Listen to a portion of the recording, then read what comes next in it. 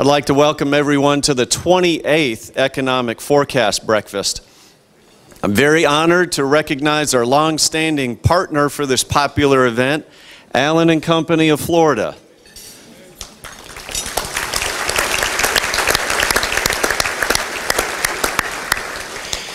Without the tremendous leadership and support of Ralph Allen and Keith Albritton and the fantastic team, this event wouldn't be possible.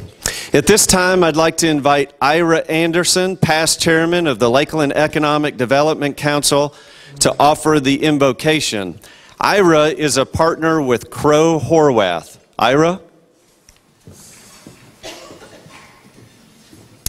Thank you, Kurt. Let us pray.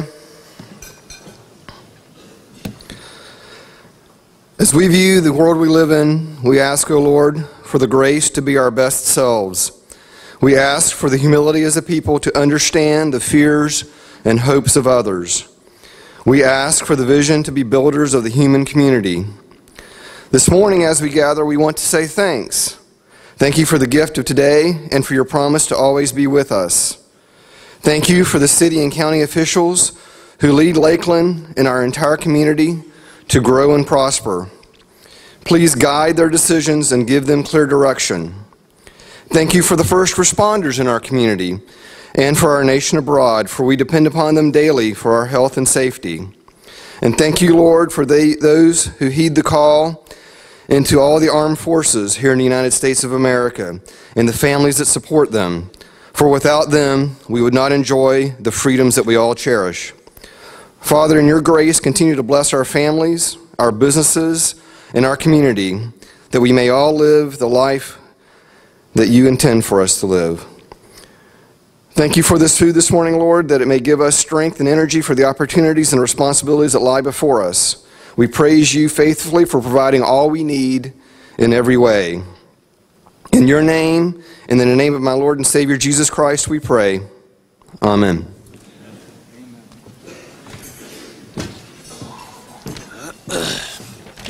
Thank you, Ira. Allen & Company of Florida, Florida's oldest investment firm, was founded by J. Everett Allen in 1932.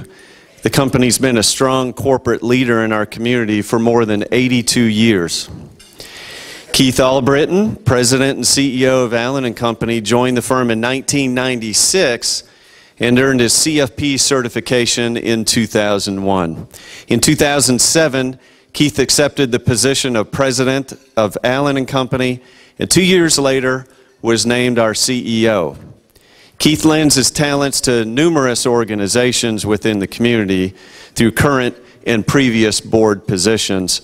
Under his leadership, Allen & Company continues to strive for excellence within the wealth management industry. Ladies and gentlemen, please join me in welcoming Keith Albritton to the podium to begin our program.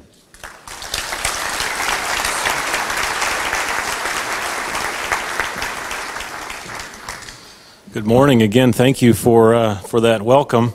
I want to give quite a few thanks this morning. First, thanks to Ira and Kurt for hosting our table. We appreciate your work this morning, and it's a privilege to have all of you here. And there's a lot of things that each one of you could be doing this morning or will be doing as soon as we leave here promptly at 9 o'clock. So we don't take that for granted. It is our mission to bring you quality speakers and advice this morning and each and every morning. So thank you for being here. I also want to take a special moment to introduce and thank Corey Skates, our new president of the Lakeland Chamber of Commerce. Corey, I know, is here. I spoke to him this morning. Corey takes over for longtime President Kathleen Munson. He's deep into his second week. He's hit the ground running. Corey, we know that you're finding Lakeland we trust you're finding Lakeland a welcoming, generous community. We're here to help you, and we're counting on you, and we look forward to a successful long tenure with your leadership of the Chamber. Thanks for being here, and thanks for your partnership. I'd like to thank those who are present with our firm this morning. Probably half of our associates are here, and so thank you for being here and what you do for your clients each and every day. I also would like to thank Robin Chaddock and Paul Weaver, who are here at the front technology table, who have made all of this happen from our perspective in partnership with the Chamber. So thank you, Robin, our marketing director, and Paul Weaver, our IT director. We thank you for what you've done this morning. Now I have a unique moment in the history of our firm, in the history of this breakfast, and it's not as meaningful to you as it is to me, but I appreciate your listening in. But this is the first opportunity that anybody at our firm has had to be introduced by somebody from our firm. Kurt Elmhurst is a 12-year tenured veteran with our firm and a certified financial planner. One of our core values is that we would make a profound and positive difference in the communities we serve. And Kurt, on behalf of our firm, we applaud you for your efforts, congratulate you for being named the chairman of the Chamber this year, and in a unique event, he mentioned J. Everett Allen. It's been 61 years since our firm has had a chairman of the Lakeland Chamber of Commerce, and our first and only prior to today was J. Everett Allen, our founder. So we're proud of you and we appreciate your hard work.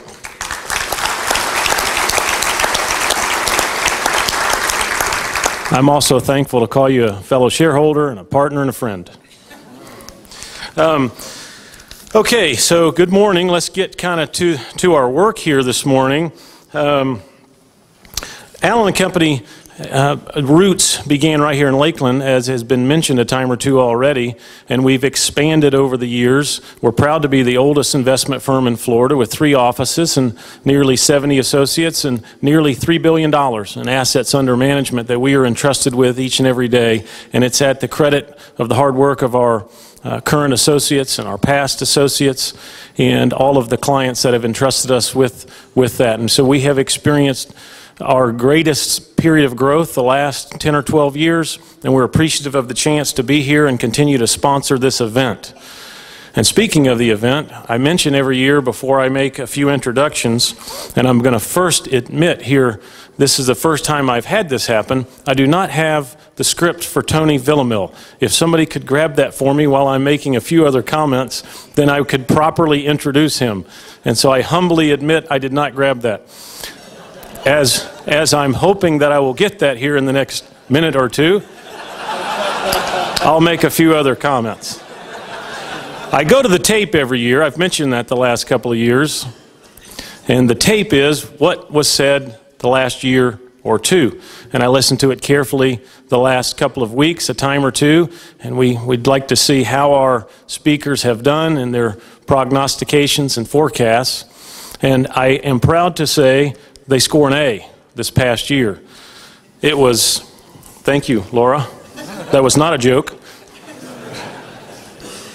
Brian spoke of an improving Florida economy, an economy that would grow faster than the rate of the nation, and improved retail sales would continue to happen, taxable sales, and we'll see the numbers, but we know that Florida continued to grow this past year. And Brian spoke of a plow horse economy that would continue moving forward, an undervalued market that would ultimately advance throughout this past year, and a vibrant technological boom that continues to happen that, frankly, he's been speaking about since 1998 and its impact on our economy, and we're seeing it and living it and feeling that each and every day. So I credit them both with a good forecast this past year. We look forward and hope and trust that we've got some better days ahead. Brian even went so far as to say the next 10 to 15 years are awfully bright for the United States of America.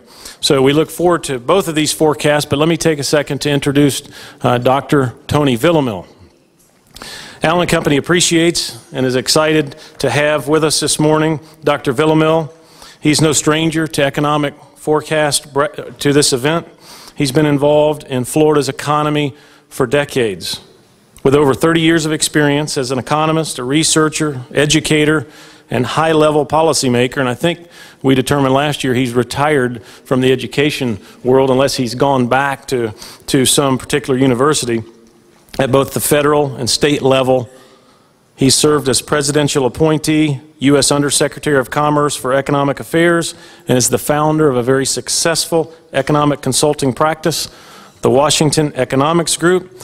We are proud to have his wife with him here this morning again, Mary Elena. Thank you for coming. And so, Dr. Tony Villamil, the floor is yours.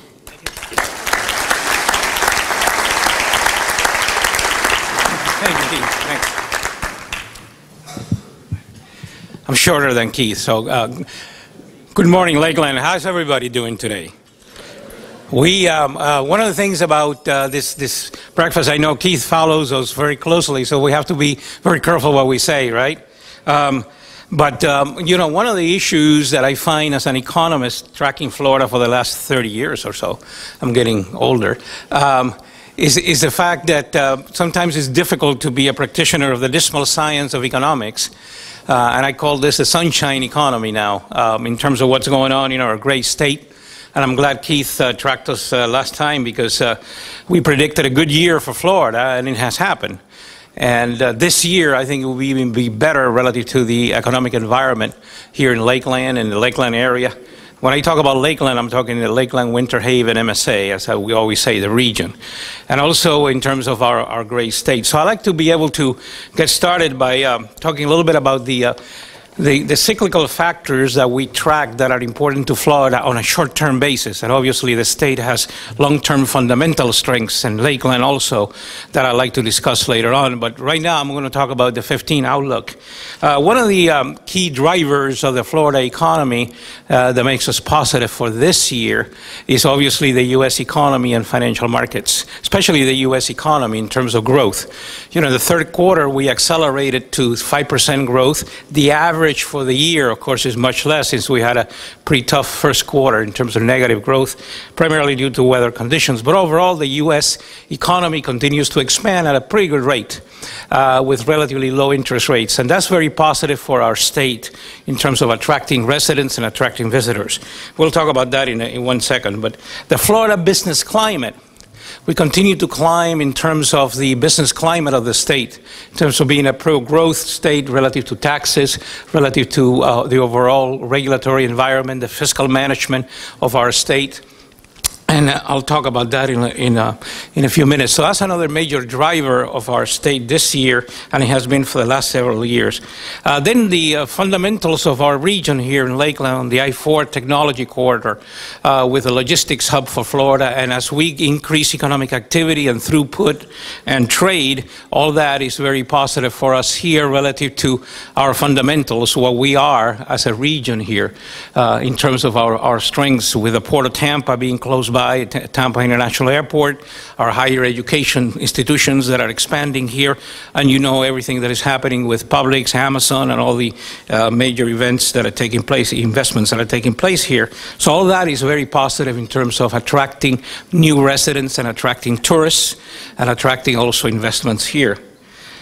And the last one, of course, is the global economic performance, and here the outlook is mixed, and I'll talk about that in the next slide now. If you look at the U.S. economy relatively, Florida finished operating on all cylinders, as I like to call it, in 2014. We were one of the leading states in terms of payroll employment growth, in terms of population growth, in terms of overall activity, so that our state, with a very positive business climate, did very well in 2014.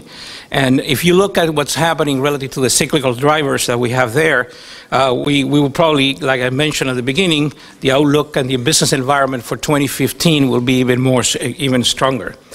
The U.S. economy, on average, will be expanding around 3%, 3.5% this year, up and down on quarters. I'm talking year over year, and with a relatively low interest rate environment. And I'm looking forward to see what Brian says about our Federal Reserve System, what they plan to do with the reference rate, with short-term rates. But certainly, overall, the business environment related to the U.S. economy is positive for the growth of our state. In terms of the Florida business climate I just mentioned, I think the elections, with Governor Scott getting reelected, really solidifies the business climate, and also provides an emphasis on jobs, on business We have excellent legislators. Colleen Burton is here. Congratulations. That's the kind of things that make our state go. The legislature is pro-growth, pro-business, also our state government. So that is also a very important factor. Our fiscal situation is excellent. Now the state is talking about having $1 billion more in fiscal revenues that we can invest in education, that we can invest in infrastructure. And it's not through increasing taxes, actually decreasing taxes, it's actually through economic growth. And that's the way you want to grow the state. So the Florida business climate this year will continue to be excellent, one of the top in the nation. The only mixed one is the global economy, and that's what I'm tracking carefully.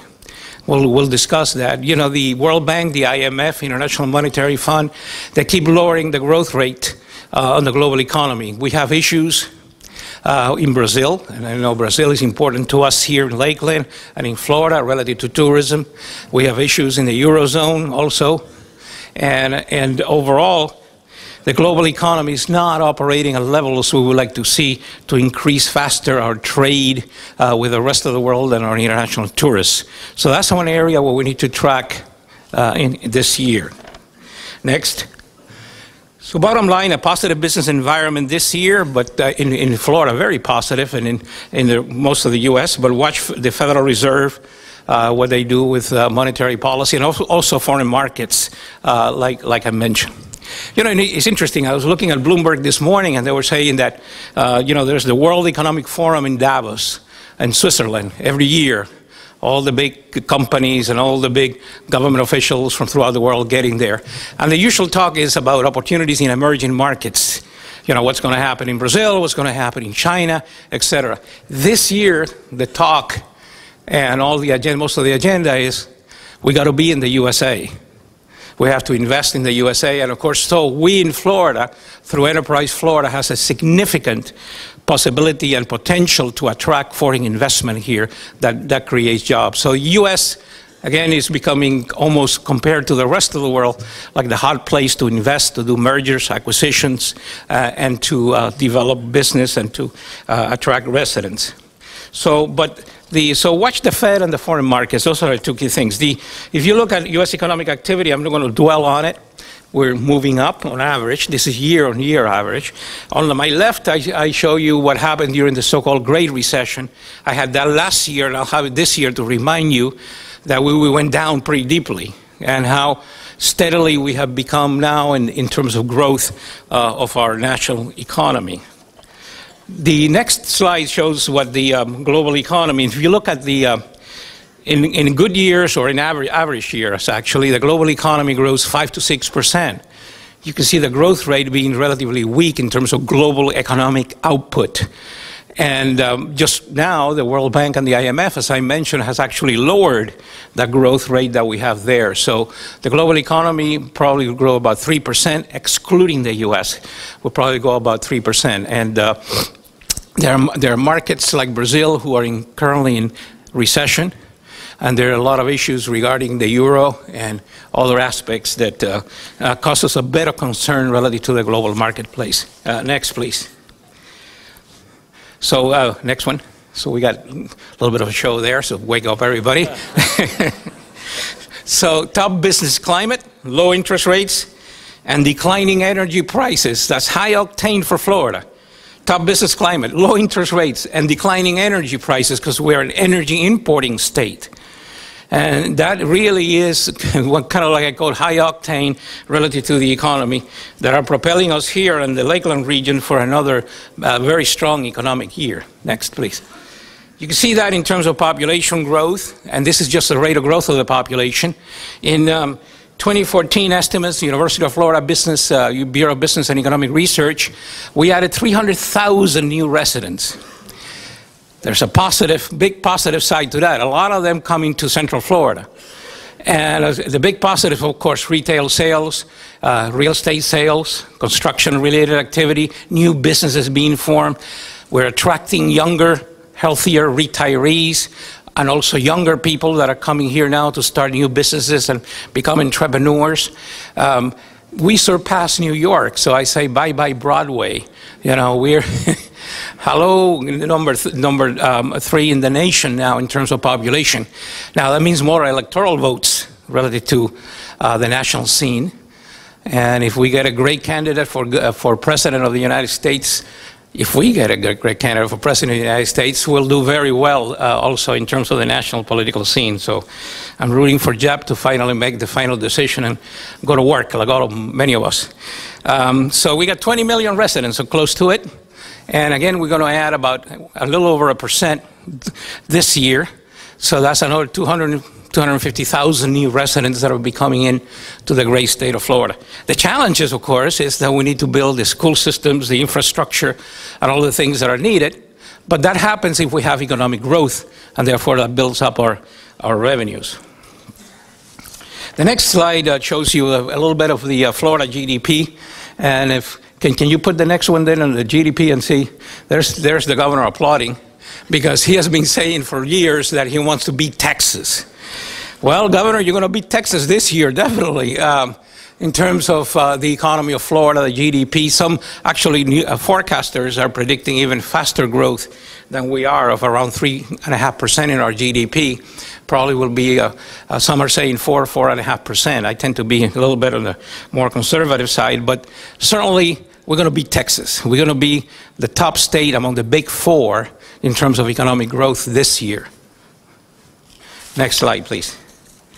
If you look at payroll employment, which is another critical component, and again, I always show my recession scenario and all the bad things that happened to us, but we got out of the bottom quickly. And you can see now that payroll employment growth was close to a little over 3% last year, and about 3%, and a little higher this year, I think, in many of the industries, because of that population growth and that positive business climate that is attracting a lot of investments here, and the fact that the U.S. is a hot market relative to the rest of the world.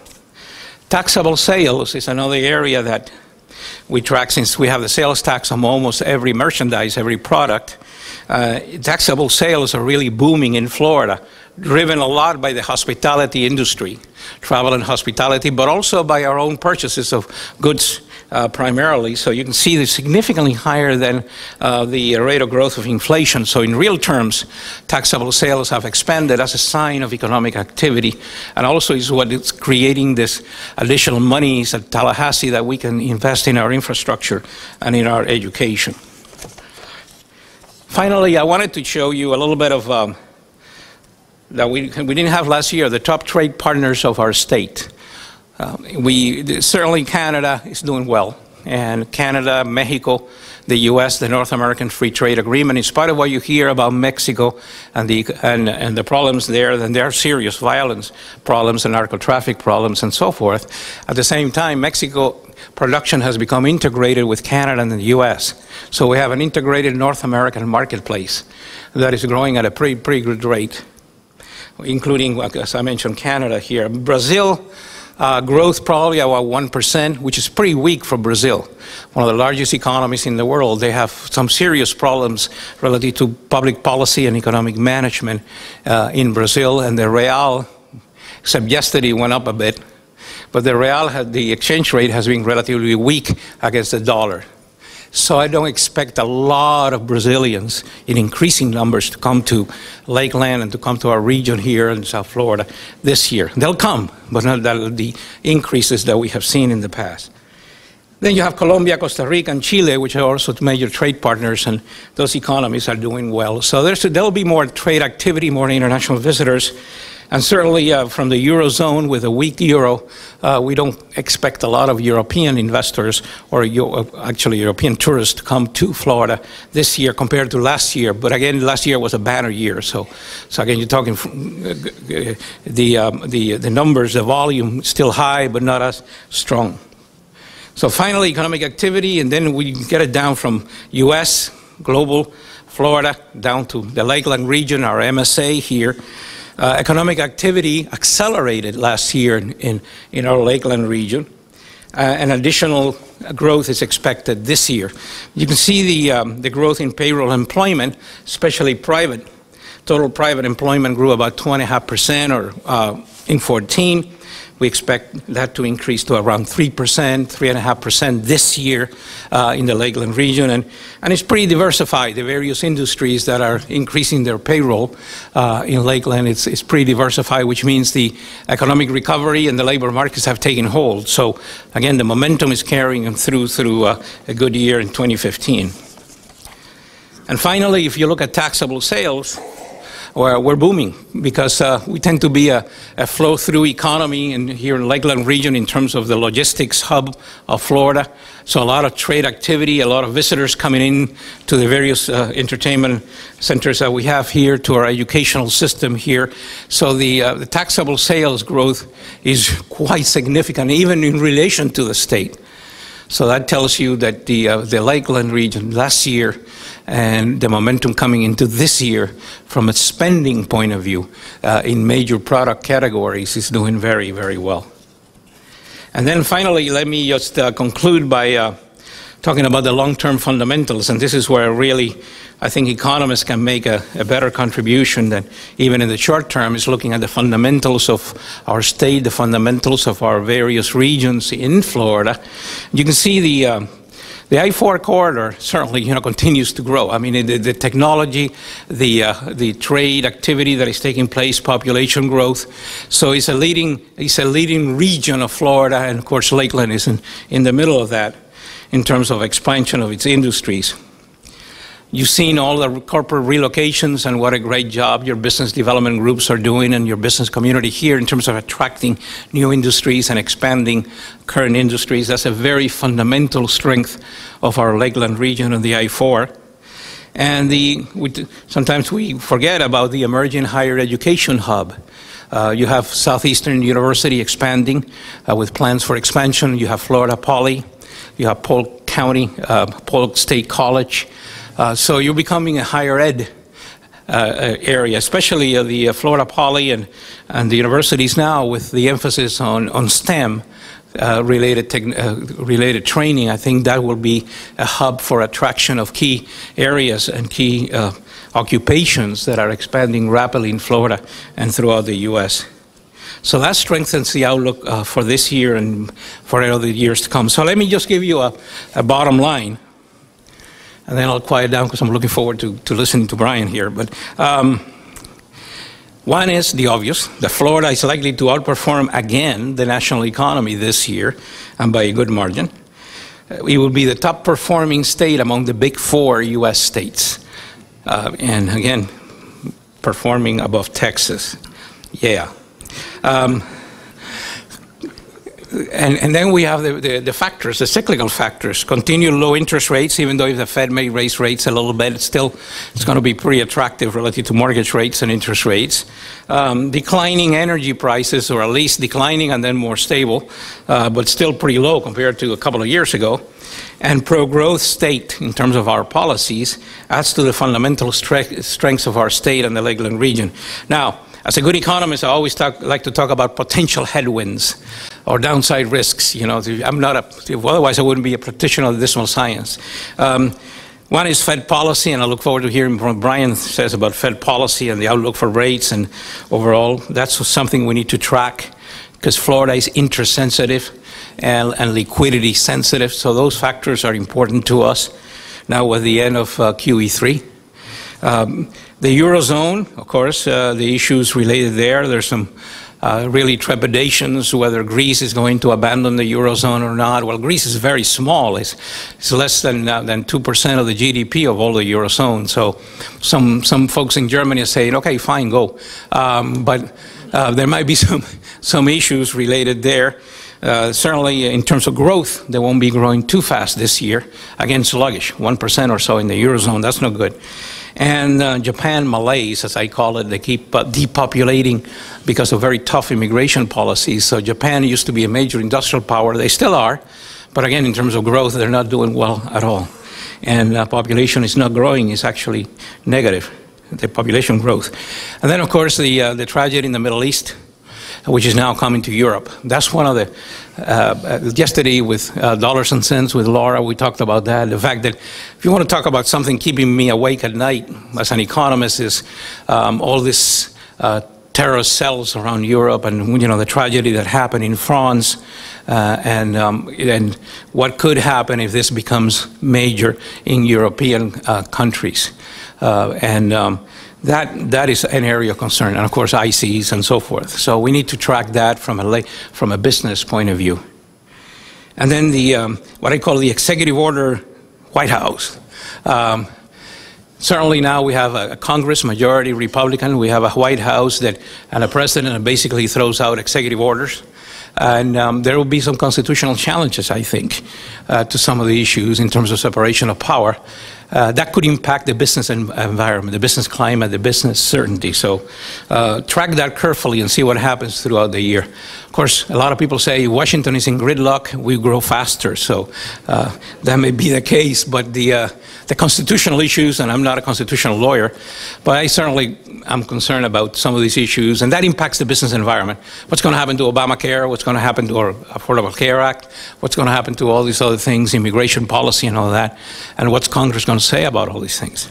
Okay, so those are my remarks, and then I always have a happy face at the end. And I'll have a sad face if we were not doing well, but this time it's pretty happy. So I say the dismal science of economics is now the new sunshine science in Florida, at least for this year. So I'll reserve rights for 2016. So happy business hunting, Polk County. Thank you.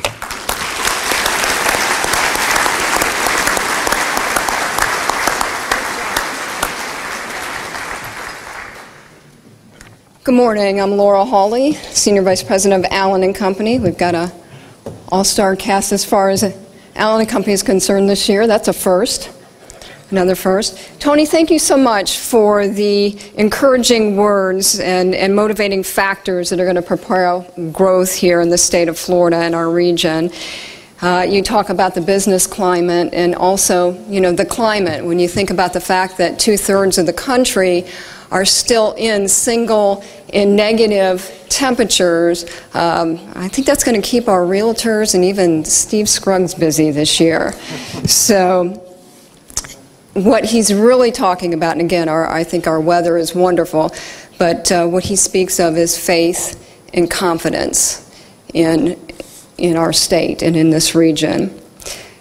This week, Brian Wesbury's Monday Morning Outlook, which he writes several different blogs and outlooks on a weekly basis, was entitled Bullish for the Right Reasons. And in a world where we're politically cynical and consumers are skeptical and investors are still very frightened, they're still dealing with what happened in 2008. I think last year you called it post-traumatic stress syndrome. I think that that's still, out there. You want to, if you're going to say you're bullish, you want to say that for the right reasons. So we're certainly looking forward to that. And for those of you that may be here for the first time and have never heard Brian, let me give you a brief introduction. Brian's the chief economist at First Trust Advisors in Wheaton, Illinois. He's a member of the Academic Advisory Council of the Federal Reserve Bank of Chicago and has been since the 1990s. He serves as chief economist for the Joint Economic Committee of the U.S. Congress, and Brian was named fellow of the George W. Bush Presidential Center in Dallas, Texas, where he works still very closely with its 4% growth project. The Wall Street Journal and USA Today have both ranked Brian as one of the top forecasters in the United States. And Brian recently received the University of Montana's Distinguished Alumni Award, honoring outstanding alumni who have brought honor to the university, state, or the nation. And he was one of a handful of recipients of over 91,000 graduates. He is an author of 2 books. His articles appear in various magazines, newspapers, and blogs, and he also appears on Fox, Bloomberg, CNBC, and Canadian television as well. So with that, it's a pleasure to have you back here in Lakeland, Brian. Thanks,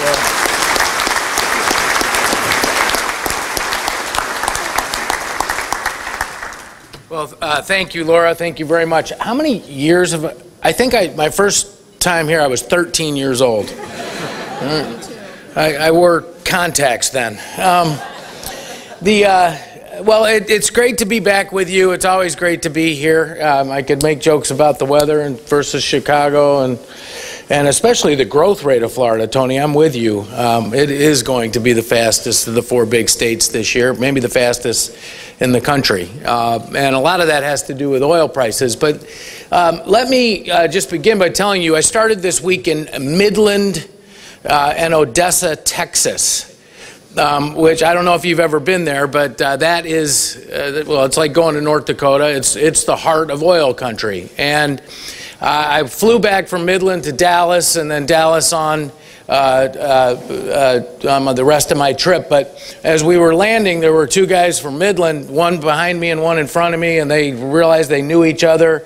And they were saying, boy, I sure hope this oil price stabilizes somewhere. And they were like, yeah, it needs to do that. And, and they're like, what do you think it ought? Well, we think it ought to be 85 to 90 bucks a barrel.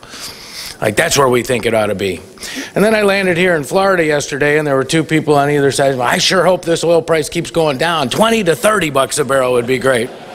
And a lot of economics does end up being perception, all right? And that, in a way, that's what I want to talk about today. So I can't talk about the economy without talking about the price of oil. So if we throw up this first chart, I want you to take a look at this. This goes back to 1985. It is the price of oil. Clearly, you can see the really big move there kind of near the end. That was the crisis of 2008, 2009. Oil went from 140 bucks a barrel back down to about 40, and then went back up to about 100. And we've had a big move in recent months. You can't tell this because it's dollars. It's not a logarithmic scale. That's the way we economists would deal with this. But the movement from in the 1985-86 was from $30 a barrel to 10. It was much bigger than what we're having today. So this is a big move, but it's not as big as we've seen in the past. But I do want to remind you that that move in oil prices in the early 1980s actually led to one of the greatest booms in U.S. economic history. And I think one of the things that's happening today is that we are seeing the impact of technology on the price of oil. All right, and we don't have enough time to go into every single detail. Fracking has, by the way, been around for a long time, and we fracked wells back in the late 1800s. But it's really the technology of horizontal drilling and the new technologies allowing us to frack more. They used to only be able to put 5 or 6 fracks in a mile-long section. Now they can put 30, 40, 50, and what's happened is yields have increased dramatically. And here's kind of the question that a lot of people, I think, should have, and that is 5 years ago we produced about 4.5 million barrels of oil in the United States. If you go to the next chart, you can actually see the production of oil in the U.S. all the way back to 1859. I know that blue line gets a little obscured. Those little gold lines every year are the increase of production during that year. So you can see the heydays, the 20s, the 30s, the 40s, the 50s, and then we went into decline in the 1970s. This is when people were talking about peak oil, we wouldn't have enough, and that's when new technology came. In the last 6 years, we've seen an explosion of production, and we are now producing over 9 million barrels a day. The U.S. only uses 12.5 million barrels a day. 10 years ago, we imported 40 times more oil than we exported. Today, it's only 2 times more oil than we export. And the reason is because we're not allowed to export. All right, now that's beginning to change, and I'll talk about that in just a second. But the reason that oil prices have collapsed is this surge in supply. It's the thing you learned on the very first day of economics. Supply and demand. And the United States has changed the world.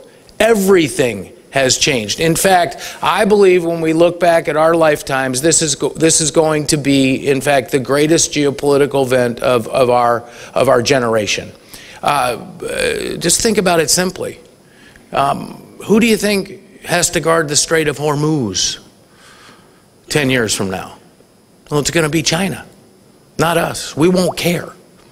It's going to change the entire world. So while lots and lots of people out there are saying, hey, this, China's, got military intentions and they want to come after the United States, they have a lot more problems than that. And one of the reasons is that we will be energy independent. If you listen to Republicans, those crazy Republicans, they'll say it's going to happen in 4 years. The Democrats say, oh, no, they're nuts. It's 6. All right?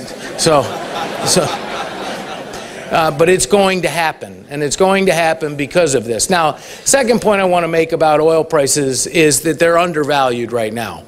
Yeah, it's great to have $2.10 gasoline and $45, $48, $49 a barrel oil, but that's too low. And here's the way I look at this. A boss of mine a long, long time ago used to say, in the Bible, it says that an ounce of gold will buy a fine suit of clothing.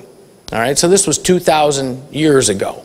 All right, now, if you think about it, $1,200, that's a fine suit of clothing. I know you can spend more, and I know you can spend less, but a $1,200 suit's fit for a king, right?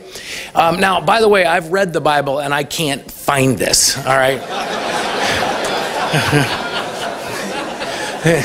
And you gotta, economists, they're a shady bunch, right? All right, so now, unless you take, it's like cubits divided by talents times frankincense, I don't know, maybe there's something in there that I'm missing, but I can't find it. But the point still stands.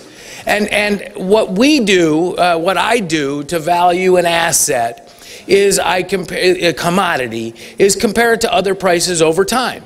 So if an ounce of gold and a fine suit of clothing have held their value for 2,000 years, the same ought to be true when we take oil versus oranges, oil versus gold, oil versus soybeans, oil versus tin, zinc, aluminum, all of those things. And so what we do is we go back and get a database of all these prices, as many as we can get, as far back as we can go, and we run all of those ratios out. And what those ratios say is that oil should be worth about $55 to $75 a barrel. Remember, I'm using 30, 40 different sets of variables. That's why it becomes a range. So if I wanted to give you a point forecast, I think oil should be worth about $65 a barrel.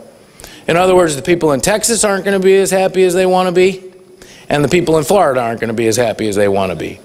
But it's going to be less than 100, and oil and gasoline is going to be in the 2s, and that's a great environment. Just for the record, every penny decline in the price of gasoline saves consumers $3.785 million a day. I know that has 3 decimal places. That's, they say, give a date, but don't give a number or something like that. But anyway, if you take the $1.60 decline in gasoline, it's $500 million a day, $500 million a day that consumers will spend on something else. And as a result, what I believe is that the price of oil is not some massive boom to the economy, but what it does is it causes spending to shift to other places.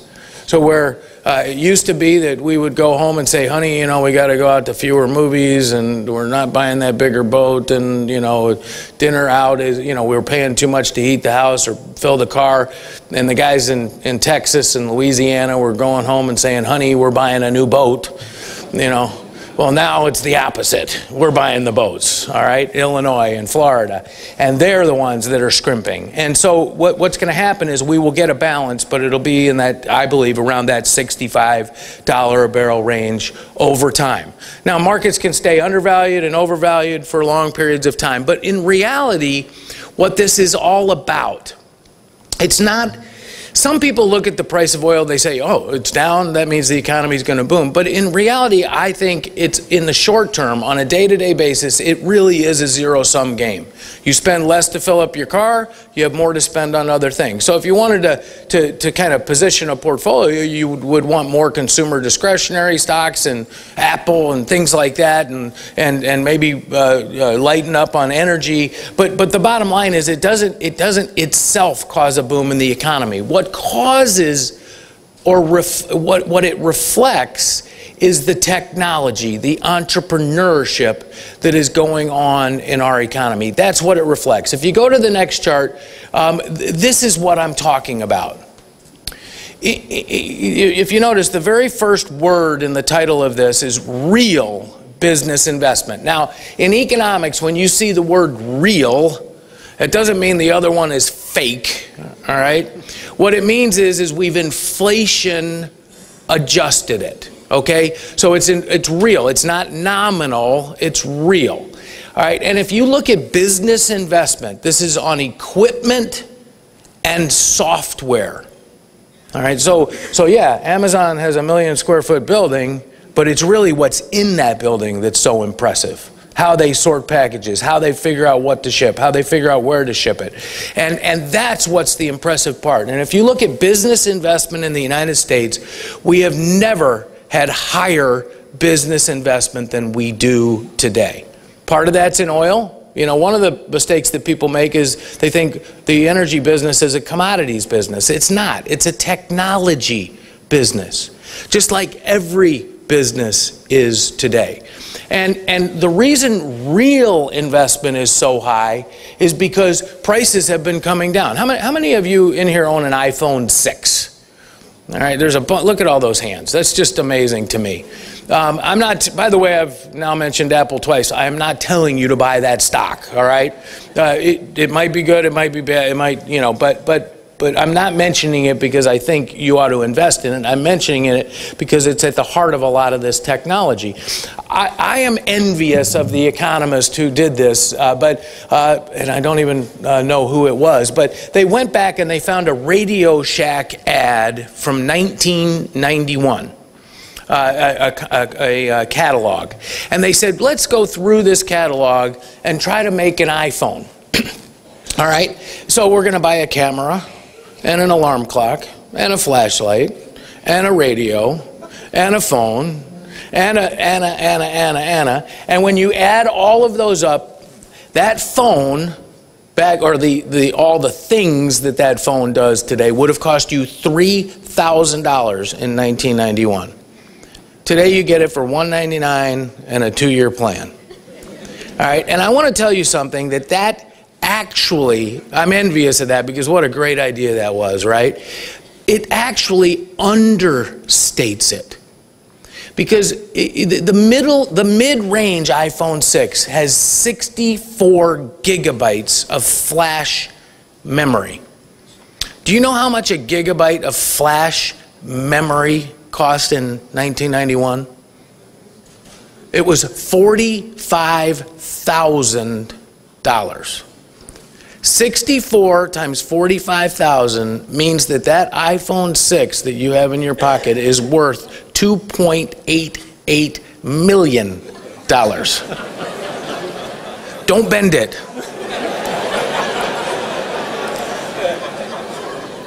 And what I'm getting to here is that technology, the cloud, smartphone, tablets, 3D printing, hydraulic fracturing, horizontal drilling, the seismic technology, that's what's creating growth. It's the entrepreneurial component of growth. It's what Adam Smith called the invisible hand. All right, and to understand economics, I believe you have to understand that invisible hand. Now, lots of people want to believe that the invisible hand is you be greedy and everything's good. But in reality, that's not it. Because what the invisible hand talks about is cooperation, about entrepreneurship, about innovation, creativity, about the ability to be able to see the world in a different way and put things together in a different way and create something new. And we are living in one of the greatest periods of history for that ever. And so if you want to understand why the stock market's up 200% over the past 5 years when everybody thought the world was going to end, it's because they always forget the invisible hand. All right? And one of the things that I've seen in recent years is this, and that is that we've become convinced that the invisible hand doesn't work. or that it really doesn't work very well, and it crushes us every once in a while. We need government to save us. And in reality, there's lots and lots of people who believe that government saved the economy in the last 5 years. I am not one of those. I don't believe that at all. Now, I'm going to move on here a second. I'm going to come back to this at the end. But I want you to take a look at this chart right away, because one of the things that I've been talking about is what entrepreneurship does. So now this chart's got a lot of moving parts, but it's really pretty simple. That gold line is overall corporate profits in the United States.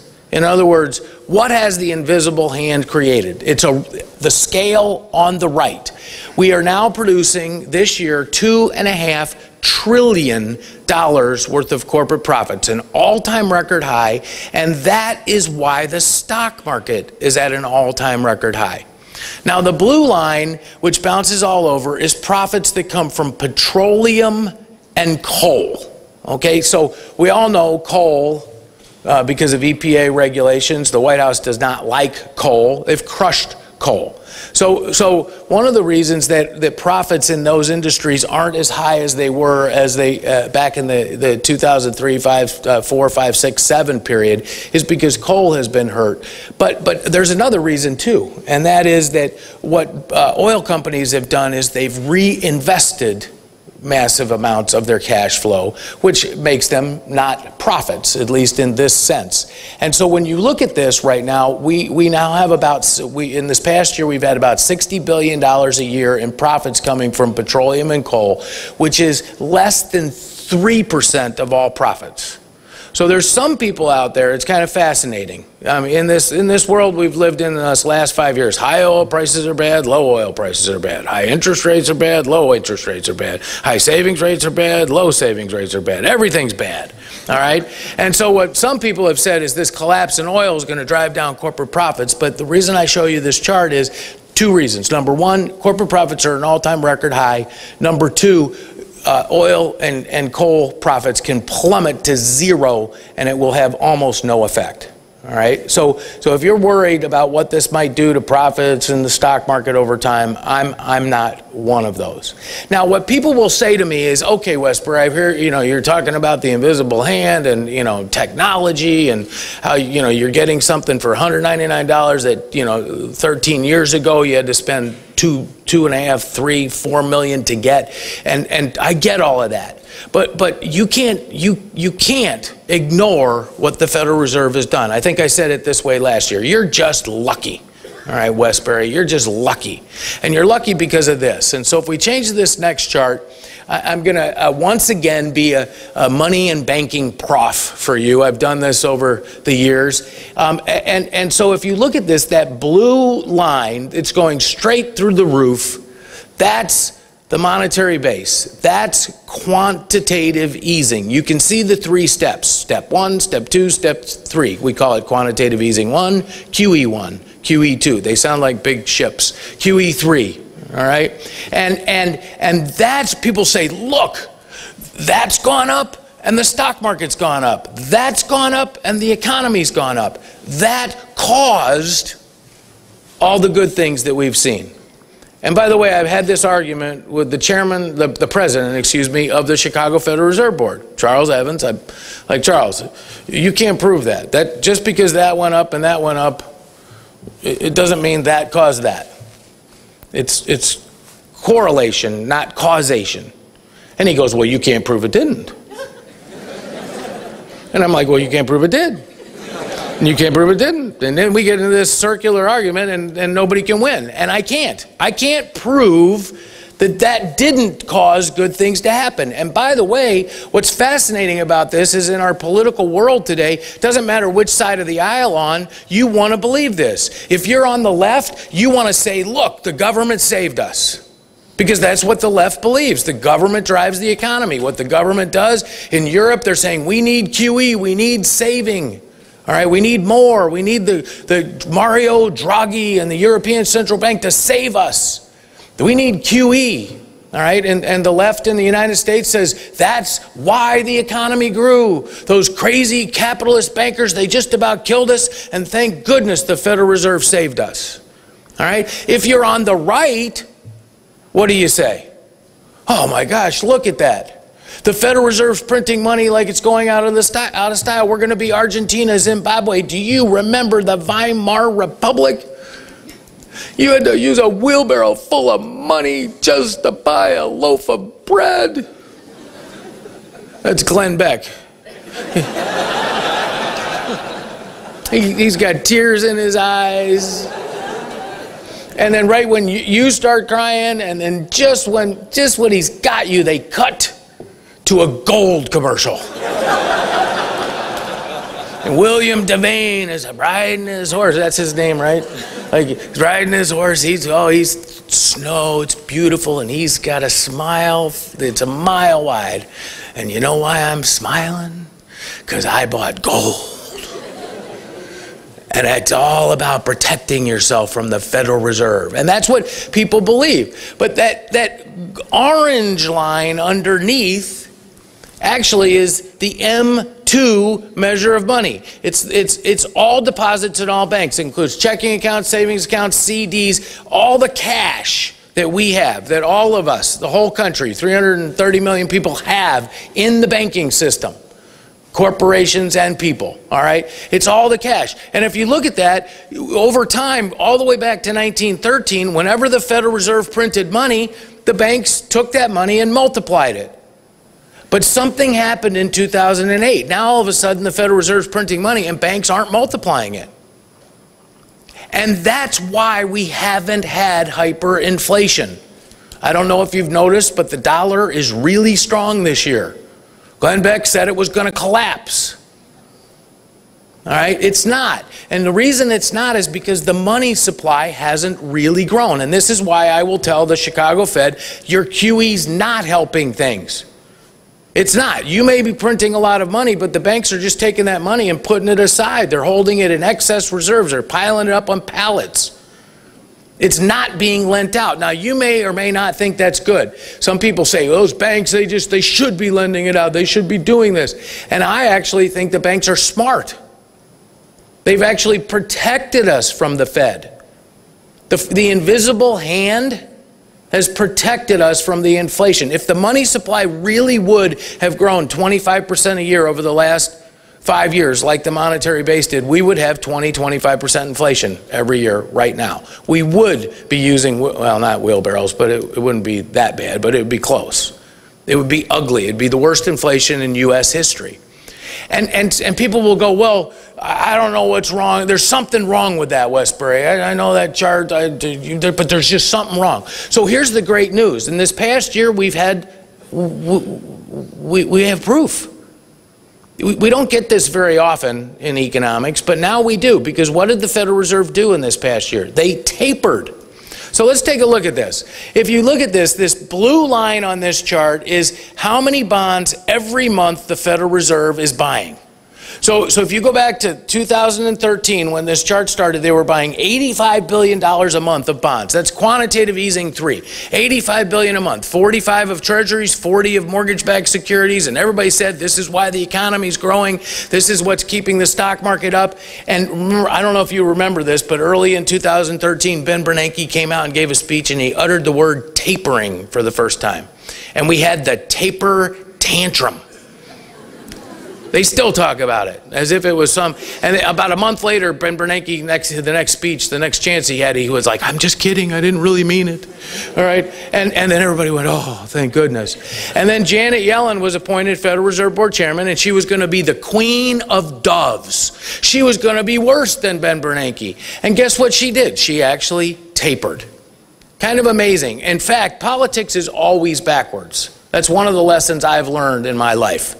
When Janet Yellen took over the Fed, everybody said she's going to be the queen of doves, so she set out to prove she wasn't. All right, because that's important in politics. You don't want to be what everybody says you are. Lyndon Johnson would not have a barbecue on the White House lawn because it was a caricature. No way could he have a barbecue on the lawn because they would just make fun of him. Well, Janet Yellen wasn't going to be a dove. So what she did is she tapered. And the Federal Reserve is done with quantitative easing now. They are no longer buying bonds. And so that gold line on there, that's the number of people every week that are filing initial unemployment claims. Back in December of last year, of 2013, 13 months ago, 350,000 people a week were filing for unemployment benefits. Today, the last 16 weeks, it's been under 300,000, the best job market we've had since 2000. The unemployment rate has fallen from 7.2% to 5.6%, and they've tapered. So I look at this chart and I go, well, tapering helps the economy. And they go, no, it doesn't. I'm like, yes, it does. No, it doesn't. All right, go to the next chart real quick. Here's the 10-year Treasury yield. Remember they said when the Fed buys all those bonds, it holds interest rates down? Well, the Fed went from 85 to 75 to 55 to 45 to 0, and the 10-year Treasury yield went from 2.9% down to 1.9%. So it looks like tapering actually causes interest rates to go down. No, it doesn't. Yes, it does. All right, look at the next one. They're buying $85 billion a month. The S&P 500, the stock market goes up. They go from $85 billion a month down to 0. The S&P 500 goes up. Looks like tapering makes stocks go up. No, it doesn't. Yes, it does. What I'm getting to here is that quantitative easing is not what saved our economy. What saved our economy is what always has saved our economy, and that's entrepreneurship. See, right now, and here's the amazing thing about this, is that in America we have two economies today. There's two economies. Actually, the world has two economies. The first economy is this technology economy. It's got fracking and 3D printing and the cloud and smartphone, tablets, apps, all of these things. All right? And that economy is booming. It's throwing off record profits, where innovation and creativity are holding sway, where people are using the technology that we have today. We are throwing off profits like never before. And I mentioned the iPhone, you know, $3 million iPhone you get for $199. Well, the same is true for, I mean, you could think of CVS or Walgreens. They have these apps now where you can move your prescriptions, you can find a store, and you know, all retailers do. But think about that. CVS built an app that connects all of its stores and consumers to find all of its stores and to order prescriptions for the less than the cost of the inventory that they have in one store. I know Walgreens has over 8,000 stores in the United States. One store, that's all they spent. They just spent that much money on an app, and it makes the whole franchise worth 10, 15, 20, 30% more than it was before. And that's what technology does. That's a rip-roaring boom that's taking place. And then we have this other economy. And I'm going to call it, I don't know what to call it, government. All right, you know, the person I would least likely to be in the world today is a 51-year-old Greek museum worker. I worked 31 hours a week for 18.8 years. All I had was 1.2 more years to go. And I was going to get this government retirement that I earned, and I was going to live in a little fishing village with a cup of coffee on one hand and a paperback novel in the other and a line in the water, and it was going to be paid for by my pension. And that's gone. And it's gone in Detroit. And it will be gone in Illinois because we have $100+ billion unfunded pension liability. That government is stagnant. It's dead. So if you think about this, we have this entrepreneurial economy that's a racehorse economy. And then we have this, I just called it government, that's a dead horse economy. And what happens when you make a racehorse pull a dead horse? The racehorse turns into a plow horse. And that's why I've called our economy a plow horse economy. So if you look at the overall growth rate, wages aren't rising as fast as they should. The unemployment rate should be lower than it is. We should have created more jobs over the past 5 years than we have. We should. If you look at the aggregate, see, because this is what a lot of economists do. We look at the aggregate, right, Tony? We're looking at GDP. But when's the last time you went out and bought any shares of GDP. Anybody buy any labor force participation rate this past year? No, you don't buy that. You don't buy the aggregate. You buy the boom.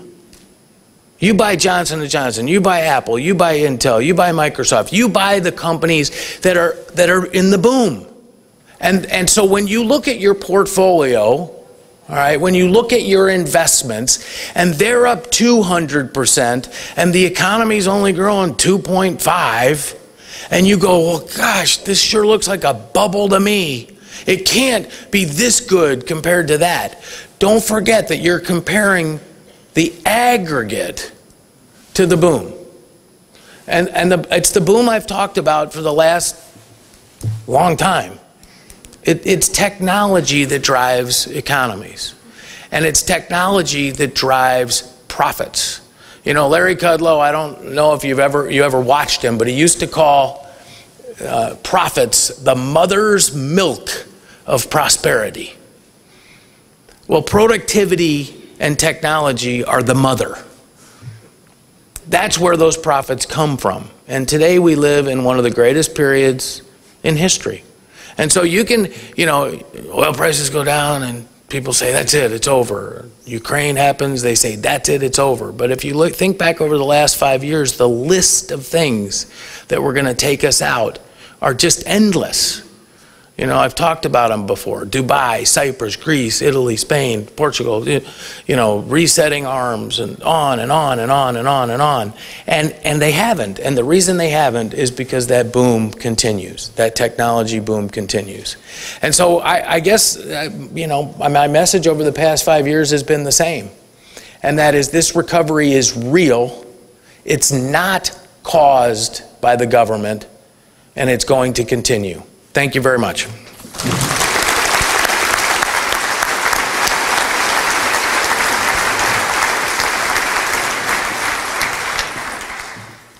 Great job. Thank you so much. I know we've got lots of questions out there, and we've got 3 folks with microphones. So if you'd like to ask a question, please raise your hand.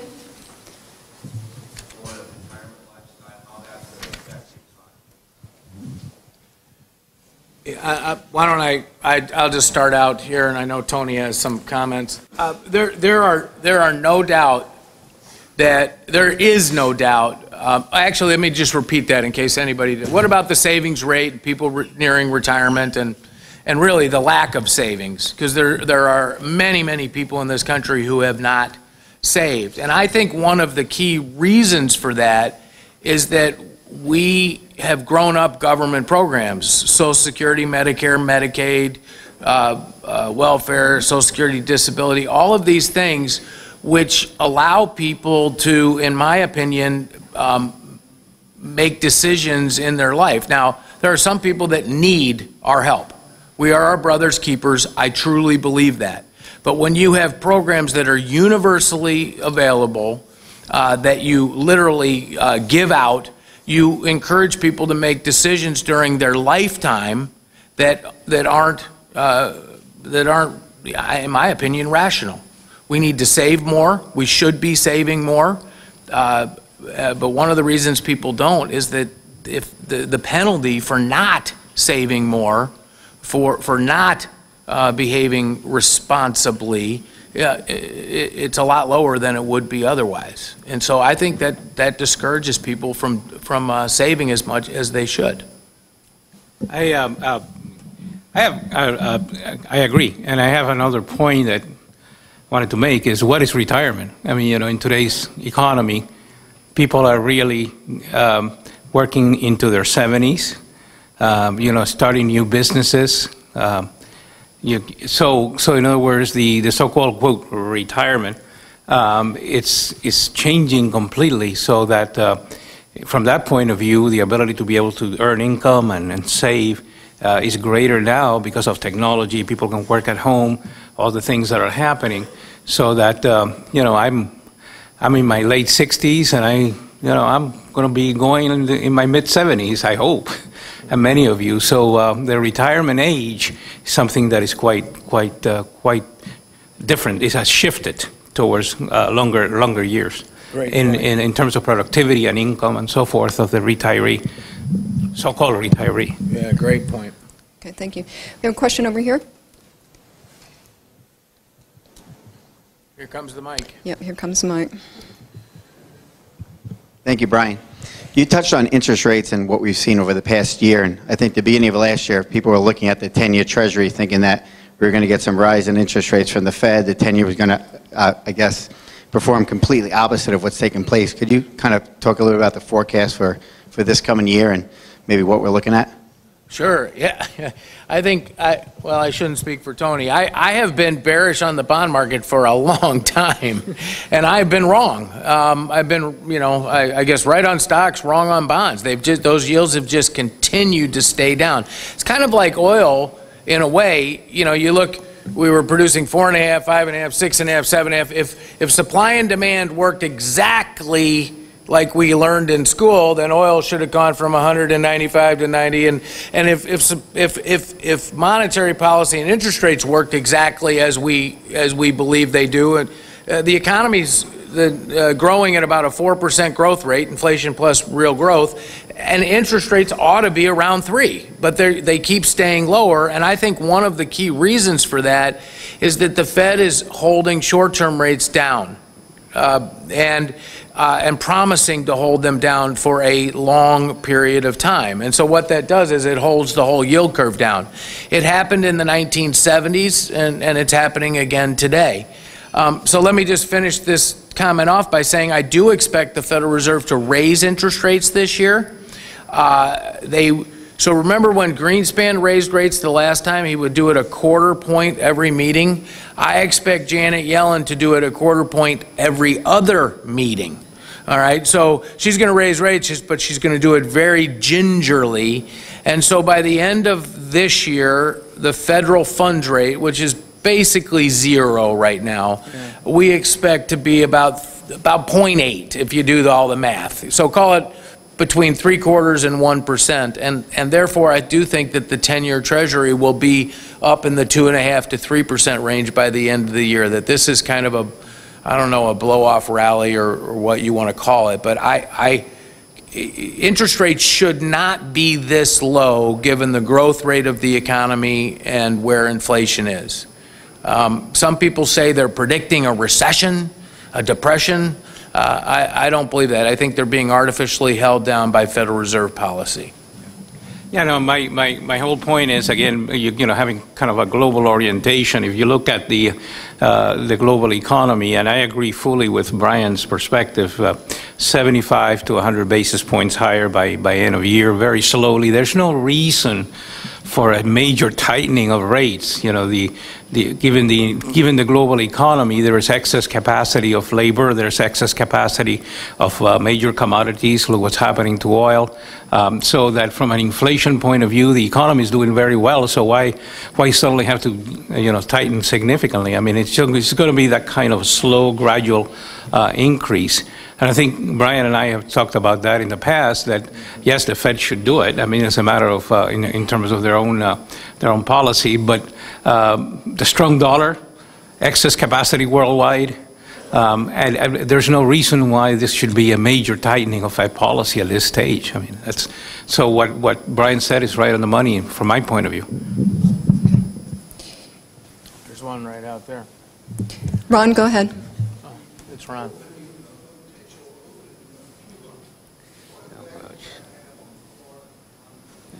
Yeah, Tony gets that one. A potential opening of Cuba, what effect does it have on Florida? Yeah, don't pack your bags yet. There is, and I know Tampa has done some business, and the Port of Tampa with Cuba at the present time. Look, there are a number of things we need to consider this. This is not China 90 miles from Key West. I mean, this is an economy of 10 million people, 11 million people, highly impoverished, highly leveraged in terms of debt owed to Canadian banks, to Spanish banks, with lack of credit availability. If you go back into the history, I dust off some of my Cuban scenarios when President Clinton won the elections. We had a number of companies that came over and said, let's get ready for Cuba. That's 1993. And I think you have to take a look first at the Cuba Liberty and Democracy Act of 1996. That's the law of the land, signed by President Clinton with bipartisan support. And that tells you how the transition, the U.S. law in terms of transition and what it should happen there in terms of transition. And none of the things that the president did via his executive orders really jives very well with the law. So I don't know. I mean, it's going to be an interesting battle in the Congress. But the point that I want to make is that we got to be careful too, because an opening in Cuba with credit, availability, and everything else without conditions on the Castro government could create some severe problems for us here too, in terms of the cruise industry, agriculture, and all the other things. Castro stole $1 billion of U.S. properties, Westinghouse, Bank of Boston, you name it, back in 1959, 1960. At today's prices, that's around $6 billion. Those claims are still there. And there's also issues with stealing of patents and trademarks concerning cigars and rum and so forth. So it's going to be a long time going. The Assistant Secretary for the Western Hemisphere of the Obama administration is going to Cuba to discuss the opening in the next couple of weeks. And then, of course, President Obama, I'm sure, is going to meet with one of the dictators, Raul Castro, in Panama during the America Summit. But I don't think there's a lot of appetite in the Congress to simply say, yeah, let's open up here. There may be some issues down the road. So it's going to take a long time. We'll see what happens. But think of, from a risk point of view, that this is certainly not a China or a Vietnam 90 miles south. Very good. Another question back there? Right there, Laura, right Yes, go ahead. Gary? Brian, you you emphasized the role of entrepreneurs in this recovering economy that we had. There was a recent report that suggested that the percentage of entrepreneurs under the age of 30 is at an all-time low. And I'm wondering if, A, you agree with that, and B, if that foretells something going forward as far as risk-taking or the willingness to risk-take, or how do you interpret that? Yeah, I'm sorry, but I'm not familiar with that report, so I can't, I really almost can't address that. That's an interesting thing, but we've actually never seen in the data that I look at a more vibrant period for entrepreneurship. I mean, if you just think of some of the things, I mean, Uber is destroying the cab industry. You know, we have Airbnb, which is, I mean, there are some of the things that are happening today are simply amazing. They're changing every industry on the face of the earth. We had a 24-year-old Australian who came up with the idea of 3D printing casts. And they're plastic, and you can shower in them, and they fit your arm perfectly, or your leg, or whatever it is. I mean, so in reality, there have been some young entrepreneurs that are changing, well, in this case, the medical field. And so, I don't know. I would argue that I wouldn't be worried about that today. I do, worry about sometimes the youth of, I want to be careful how I say this, of today, but then I just sound like an old codger, But education these days is a fascinating thing. I think I said it last year. We have $1.2 trillion worth of student loans right now, and I think we need to rethink our whole education system. And I'll just put this in my terms. Why do we have student loans? And the reason we have student loans is that teachers want to be paid today to teach. All right, there's nothing wrong with that. I'm not saying that that's not true, but you get paid no matter what you teach. But what if we were to change that to equity? So in other words, if you teach a young person, you'd negotiate. I'm going to get 5% of your earnings over the next 12 years, 10% for 6 years. If you owned equity in a student, what would you teach them? Gender equity in the Incan civilization? Not a lot of future earnings there. All right, and so one of the problems with student loans I see is that we are paying for a lot of education, which doesn't really lead to entrepreneurship and growth.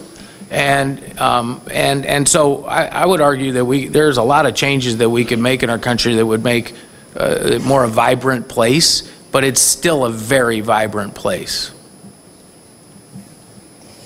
Very good. Any other questions? There's one right in the middle. One last question here, right in the middle. Brian, it's funny you say that, but technology and education, do you have any predictions in the next 5 to 10 years how we're now able to train ourselves in some of these skills that you just mentioned in coding and design and programming? How is that going to affect education as a business? Yeah, massively. Yeah.